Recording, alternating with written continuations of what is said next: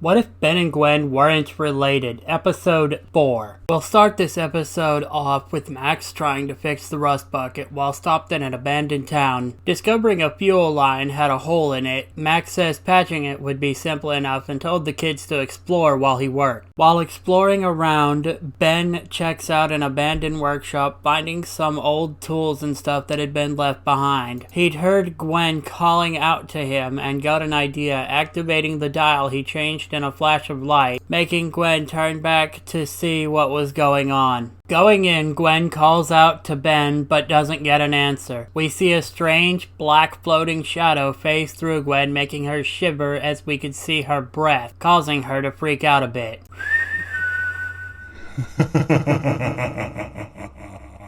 We hear an eerie sounding whistle along with strange laughter coming from further into the workshop as it echoed off the walls around them. Gwen tries not to freak and goes a little further in as a purple eye watches her before the shadow floated upwards from off the ground and fades into focus. Turning to see the ghostly form behind her, Gwen freaks out and falls backwards onto her butt as the being laughed again. When she sees the watch symbol that Ben always has, she gets mad and tries to tell him that it's not funny, though the apparition then floats slowly closer to her, growing silent before speaking. Nobody here but us freaks.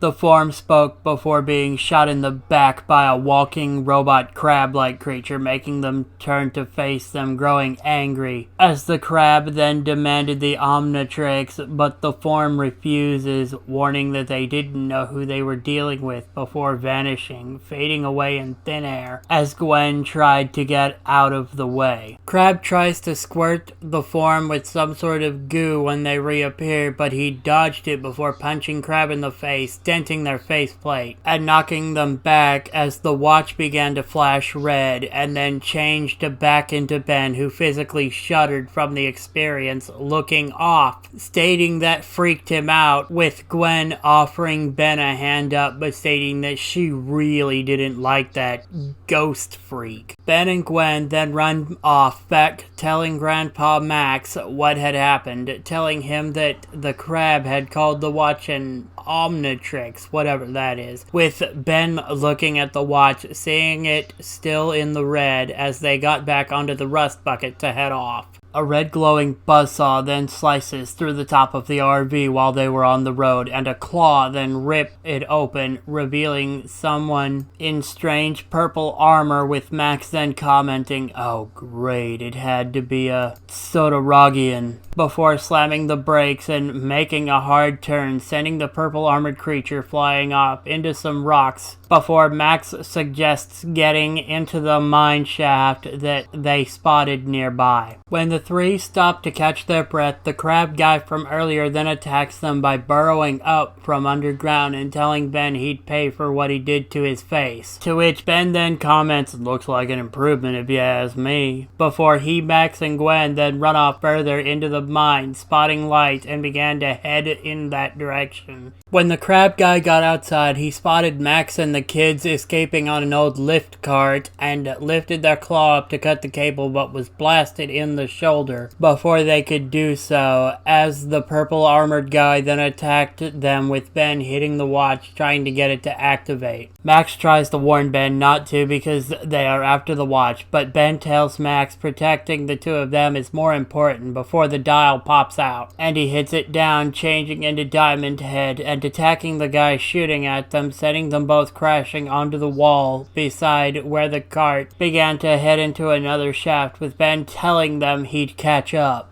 Both the crab guy and the armored guy then start to attack Ben together before some metal ball dropped beside them and let out a gas that made the two of them fall unconscious. And a third guy in a black spacesuit flew over on a hoverboard, picking up Ben by the back spikes on Diamond Head, flying him to safety, then throwing him into some knocked over mine carts to wake him up. Ben stands up as the third guy then begins to lecture him about the watch and how he only chooses brute strength with no real strategy, easily fending off Ben's untrained attacks before knocking him onto the ground, telling him how pathetic he is at handling that form, before revealing himself to be another of Diamond Head's species as Ben times out and introduces himself as Tetrax. The crab guy and the guy in the purple armor then attack the two of them, revealing they'd captured Gwen and Grandpa Max. Ben tries to save them, but Tetrax then throws Ben into a building, telling him to stay put because keeping the Omnitrix safe is the only priority, but Ben refuses, saying that Grandpa Max and Gwen are more important. Tetrax then looks surprised and asks Max Tennyson. When Ben asks how he knows his grandpa, they then respond, "I don't, but I know of him," confusing Ben even more, as the guy said to stay put while I deal with 6-6 and Crab, then went out and began to make easy work of the two, giving Max and Gwen a chance to escape. When the watch timed back in, Ben stopped to think about what Tetrax had said, and that gave him an idea. Hitting the watch, he'd changed into the form of Upgrade and attached himself to Crab as he'd covered the alien robot creature he'd overtaken them, and used their blaster to shoot 6-6's jetpack, making him fly around wildly without control. Moving Crab into the line of 6-6's wild flight, Upgrade then detached just before the two collided, making them both fly into some carts and crash. Tetrax then threw a glowing cube over at them, which grew in size until it surrounded both Crab and 6-6 before shrinking back down. Tetrax says he's taking these two in, and Ben questions if he's going to try to take the Omnitrix too. But Tetrax says that it's in good hands before gifting Ben his hoverboard and then vanishing in some sort of red glow. After Tetrax vanishes, Ben questioned Grandpa Max about why Tetrax knew of him, to which Max, looking surprised, then quickly says, "Well, I did tell you my famous gumbo was out of this world."